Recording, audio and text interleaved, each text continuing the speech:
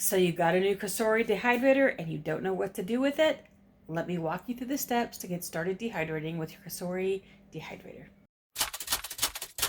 Okay, as I open this, I'm going to let you know what I'm doing. I got a new Cosori Dehydrator so that I could start working with it the same way that I work with my Excalibur and the same way that I work with my Nesco, to show you another option for you for purchasing a dehydrator to dehydrate. So I wanted to do this box opening to show you what it's like to get one and what's inside and what I did. So the Cosori comes with your stainless steel dehydrator. It also comes with one fruit roll-up tray and one screen. So I went ahead and purchased two extra of each. It's not going to fill the whole machine, but for now I've just got two extra of each so that I would have them when I needed to use them. So as we open a box, here's what's inside. This is the little Cosori welcome envelope, and I think this is probably the little recipe book and your manual. In fact, that's what it is. Your manual and a small recipe book plus your warranty information. There you go. And then here is full of recipes of things you can do with your Cosori. The photos are really great. It doesn't give you a wide range of what you do with everything. Still, lots of jerky recipes. That's what the bulk of this is jerky. And pardon me for a little bit of awkwardness about trying to get this open at this angle. Here are your two included sheets, your mesh sheet and your fruit leather tray. Okay, I think it's kind of stingy for a company not to at least give you like 3 of these a piece, at least to fill up half of your machine, because you're going to need these anyway. So to require you to buy extras, Excalibur does the same thing. I think there were enough mesh sheets, but you didn't have enough fruit leather trays. So but the price of this is pretty cheap. You don't absolutely need these mesh sheets because you can dry on the stainless steel trays. You can just use some parchment paper if you need to keep things from sticking, but there's that. But that's why I went ahead and bought the extras. Now, let me see if I can do this not awkwardly, not knock over the camera while I'm trying to do it as well. I think you just may see what's going to happen. All right, I'm going to do it this way.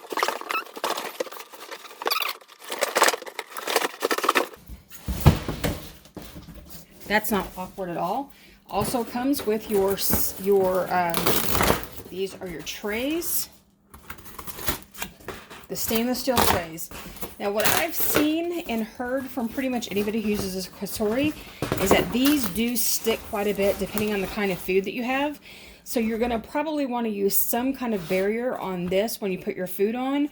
Whether you use the mesh sheets that you can purchase the inexpensive mesh and just cut it to size that you can get on Amazon. I'll leave a link down below on one of the ones I recommend.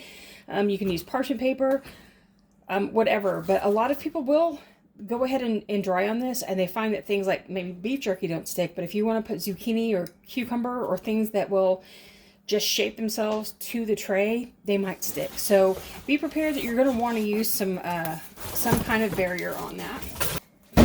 This is probably the least professional, exciting kind of unboxing that you've seen, isn't it? All right, I'm going to set those things aside. Remove this.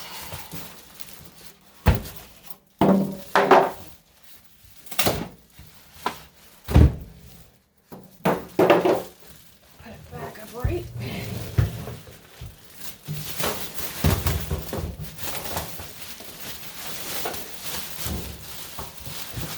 Okay, so here is the size of a Cosori. I hope that you can see it here. It's very lightweight. It's much easier to maneuver than the Excalibur.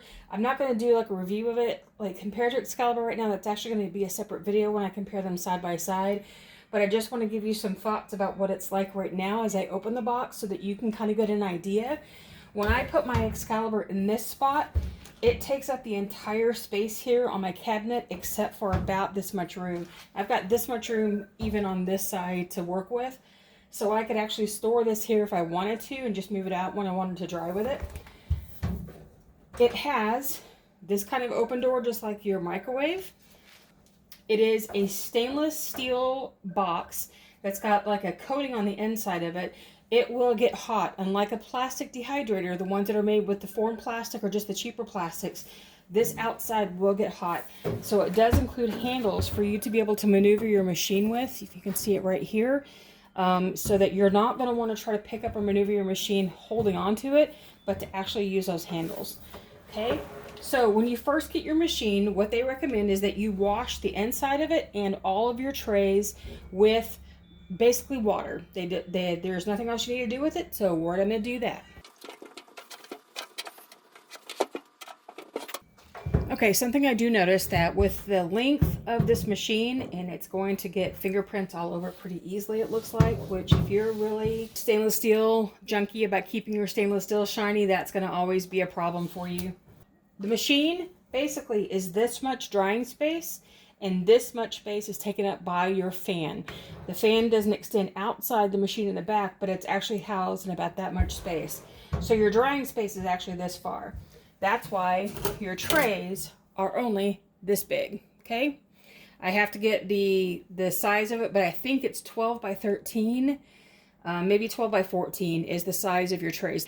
And then I'm gonna set this to run for about 30 minutes to allow whatever's on the inside to be dried and heated and removed from the machine. The cool thing about this too is that the way that the door is attached, you don't have to worry about trying to find a new place for the door to go while you're trying to work with it, or to put the top, like a top of a stackable dehydrator, finding a place for it to go while you're trying to unload trays. So that's actually a nice feature to have a door that's attached. Okay, so let me get on with doing the trays. I'll get them loaded and we'll get this started and ready to go.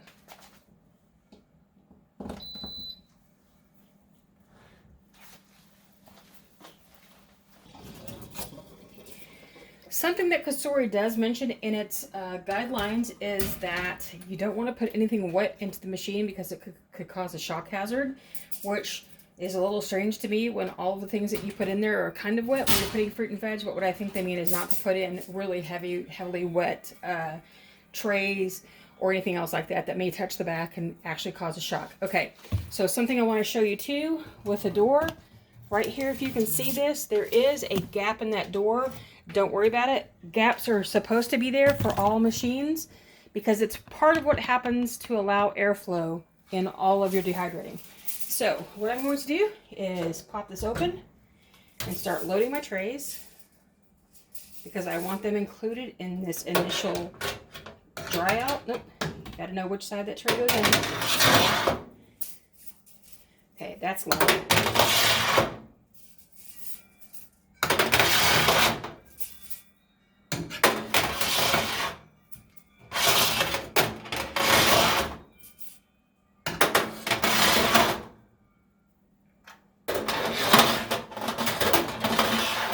Okay, that is actually loud, but you've got good space between all the trays here. So while there's only 6 trays, you've got some good space between them to make it a little easier. Okay, so we're gonna go ahead and shut the door. We're gonna set the temperature to as high as it goes, then hit it a second time to get your time down. And I'm gonna test something. I think that's gonna be hours and not minutes. So let's try that. Here we go. 30 minutes at whatever temperature that you want it to be. But it asks you to at least dry this for 30 minutes to get it started to let everything work its way out. It's very quiet. It's not loud at all. There is a little bit of smell that's starting to come from it that you can kind of smell it's burning off. Whatever happens to any kind of appliance that you get when you first turn them on, they have a smell of the chemicals just being released to do what they have to do. So that's what I'm starting to smell now, and we're just going to let this go for half an hour. When we're ready to start, we'll load it up and practice something on it. Okay, so we've gone through our 30-minute burnout, as that's what you might call it. So what it asks for now is for you to go through and just wipe down all of your machine again. It has been about, I don't know, maybe 20 minutes since it went off. I got a little distracted by doing something really cool with this that I'm going to show you in just a second. So I'm just going to go through here and take my save rag and just kind of wipe it all down again, because it just does say with water. It doesn't say use a cleaner. It doesn't say use anything. What it does suggest is that you don't scrape the sides of this with any kind of abrasive scrubber or cleaner, because you don't want to scrape the finish on the sides here. Okay, so something cool about this machine is that a lot of times people will ask, how loud is it? Okay, so I'm going to put a screenshot right here of the decibel sound of what this machine is. Now, if you want to compare it to an Excalibur, it's the same decibels as my Excalibur is behind a closed door.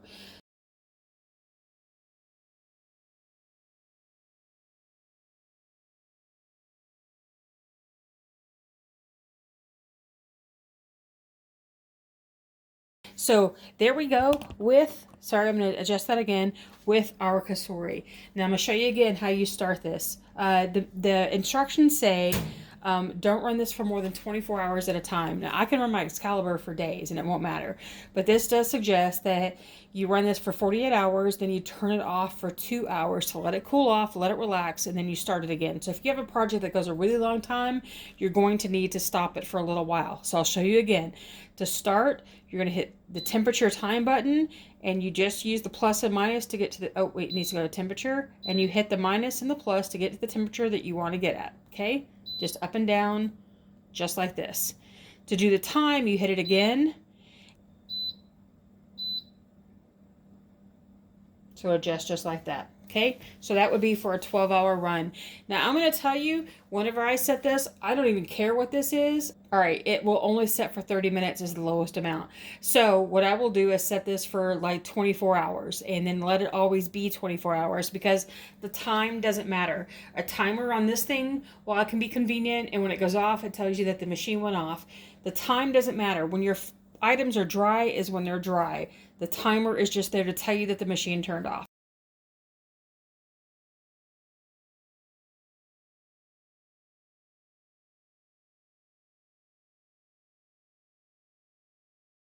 Because I'm going to give you some initial thoughts on what I think about this machine. I like the size. It's much smaller than an Excalibur. It makes it a little more accessible to people with smaller space. When you turn off the machine after you've been running it, let me see if it'll do it for me really quickly here. So start it. When you hit the timer, when you hit it to stop, like for whatever reason you're wanting it to stop ahead of time, it does take a few seconds for it to finally turn off. It's not immediate, okay? So be prepared for that. The door coming open is easy. It doesn't, that's like that. I like that part. All right, the part that I want to remind you again is when you set these into here, you want the lip to extend down, not to come up, which can create a problem for things like when you're putting in your mesh. The mesh is not quite the same size as the tray. So when you put that on, it's not going to stay in place. It's going to slide. Now, if they do intend for you to put it like this with the lip up, because it will hold stuff better, it makes an awful lot of noise sliding in there. And I'm afraid that when they don't want you to use a scrubby, they also don't want to use this metal scratching against this railing all the time. So this doesn't quite fit. It's not exactly the same size. You can see here where it's got a lip around the edge, and it also doesn't stay in place. So it scoots around a lot easier. There's nothing to hold it in place, which I was surprised by. But to me, honestly, it's not a big deal. So I could be wrong, and I'll double check this, and I'll put that in the description box below or in the first comment about what this suggests here. It goes in just like that. Then what I'm going to do also is, because I don't want to have to clean the inside of this thing all the time, if I have an extra one of these trays, it will be on the bottom of the machine all the time because it will still close easily. Then when I want to clean it, I only have to pull this out and clean this. It's just one of the regular fruit leather trays. Yeah, it does cost a little bit to have one just for that reason, but I don't do a lot of fruit leather, so it won't matter so much. And then this just slides in right on top of it, and you've got all that space. It's not going to impede any flow. It's going to be good. So like I told you, I ordered a couple of extra of each of these because it only comes with one of each. with the machine. So because I know I'm going to be using the screen much more often, I'm going to have to order a couple more to make sure, or I'll get a different version. I'll add that to it. So these are my initial thoughts about how this works. Again, as I start dehydrating projects in it, I'll be able to do a better review on how it works overall. But this is a good, affordable cabinet style machine that tends to have a better rate of success with drying than a stackable. It's the same wattage as a regular Excalibur and as the Nesco stackable 75A. They're all 600 watts. The next video that you do see is going to be a comparison between all three to show you how well they dry the same product, how long it takes, and how well they dry it over time, to kind of compare the three that way. So my initial thoughts for this machine: I know it dries well. I like the price. I like the size. The stainless steel is not a big deal breaker for me. I don't care one way or the other, but if you like it, it's a very affordable machine that keeps you in the stainless steel range without spending a lot of money, and it's well worth it. One quick thing to add, this does go from 95F all the way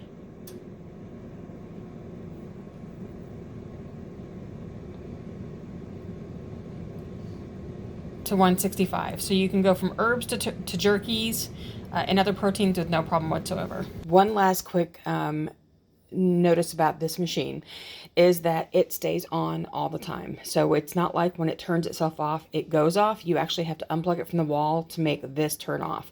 And yet another ad I'm going to be doing after I've been working with this all week. Let me get that focused.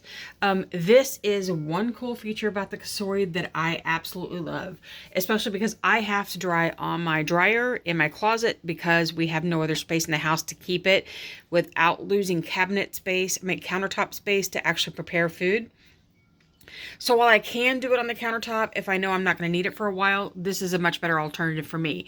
But remember when we talked about how this was warm when you're running it, you never have to worry about the warmth of the machine touching your countertop because it is on legs. These little legs right here that get it up off of any kind of surface that you have it on and lets airflow through the bottom as well as around the machine, and it protects any kind of space you have from getting too warm. Now again, when you touch this when it's been running at 165, it's not burn hot, but it is warm. You don't have to worry about it melting a surface that you're working on, but this is just a nice bonus feature that I wish all machines had, because not all of them do. I think I'm going to add something like that to the bottom of my Excalibur by buying some from the like a local DIY store, some kind of legs that I can put on the bottom of it to kind of raise it up a little bit and give it some airspace. Okay, so we're on our maiden voyage. This is what I've done. I took a bag of coleslaw, which is about to be one of my new projects coming out on the blog soon, but I wanted to take one of the bags and just try it out to see what it was going to do like in the Cosori by itself. Loading these trays. You know, we couldn't do this on just the mesh tray by itself. Just the regular stainless steel. We needed to add the mesh, but the mesh doesn't go to the edge. So to me, there's a lot of wasted space on each of the trays that could have been used better. And with these trays right here, I went ahead and used the last of the solid trays too, because I didn't have anything else to use and I didn't want to put parchment on here. I wanted to use just what's available for the machine itself for this first try. So it took one bag of coleslaw, grocery store coleslaw that you can get, which is broccoli, carrots, cabbage, you know, some radicchio. Okay, so it took 1, 2, 3, 4 shelves to do a whole bag. Sorry, I'm making a bit of a mess on there too. So this is it. So we're going to get started just to see how it does for its maiden voyage for dehydrating something real. So we're going to set it up. The temp is going to be 125.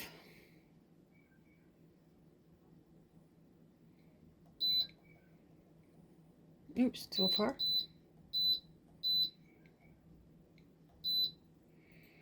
The time, like I said before, time doesn't matter, but what we're going to do for this first try, this should only take about 8 hours at the most to dry.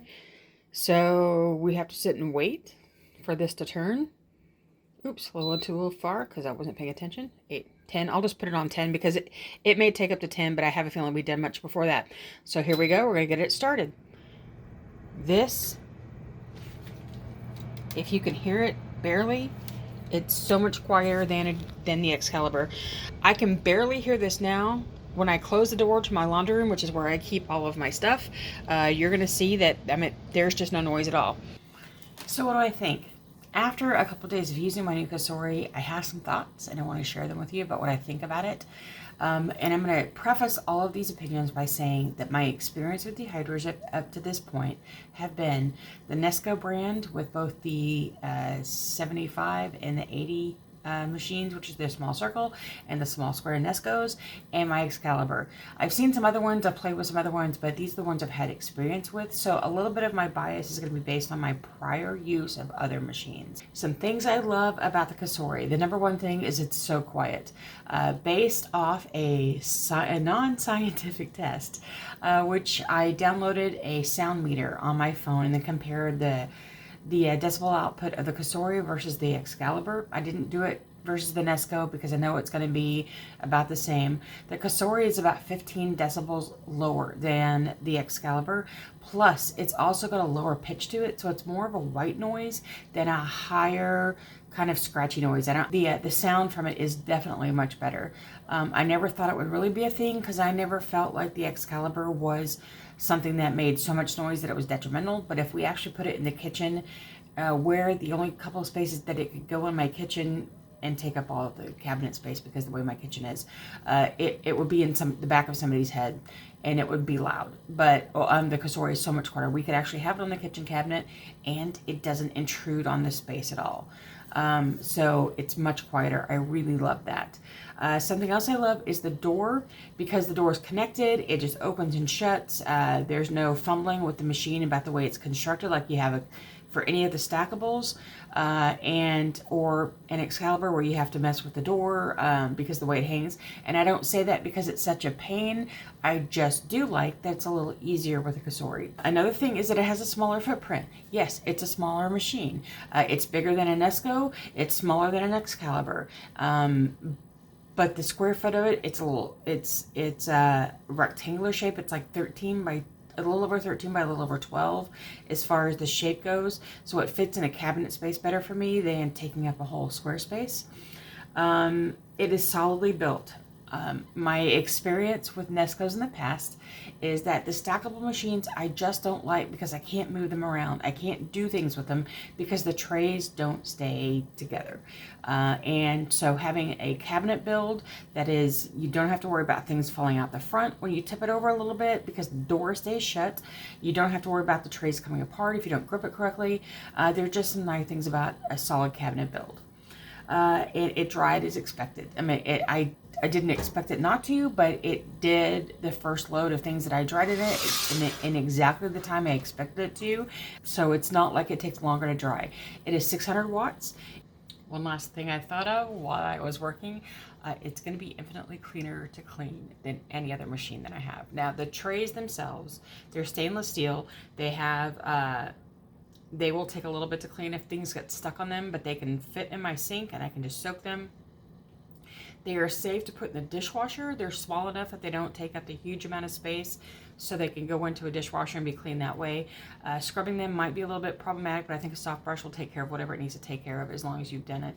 But the crevices and in the small spaces that I'm used to with my Excalibur will be so much better to clean because it's not going to be as big of a deal about getting into all the crevices along the door jamb, along those side rails that come out that collect all the dust on the outside. It will be an extremely easy machine to clean. It worked well. I really, really like this machine. And for the price point, which I got it for about $140 on Amazon, it will just depend on when you happen to buy it, if anybody's offering a sale, versus if Cosori is offering like a discount on it from the website. You'll just have to shop around for it, but I felt it was a really good price for the machine compared to what you can get with other machines. And what happens with, I think this is a great machine to purchase. Okay, the one thing I really don't like about this machine, and I wish it could be changed, it's not a deal breaker at all. It's not something that I would say you don't want it because of this, but if I'm going to pick one thing that I don't like about it, it is this. The mesh doesn't fit the tray. You have a good 1-inch gap on one side, at least a 1/2 inch gap on the back. If you put it down the corner and just kind of line them up, which is valuable linear footage when you're trying to really put a lot of stuff into your machine because you're stocking up. That inch and half inch on the back is valuable square footage for things that you need to be able to put into your machine and fill it up well.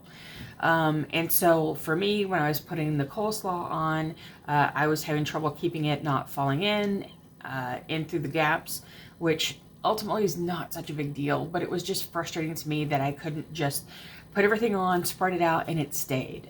It was falling through. So that's the one thing. Small thing, but the one thing that I think just because the way I work, it was one of those things that I didn't like.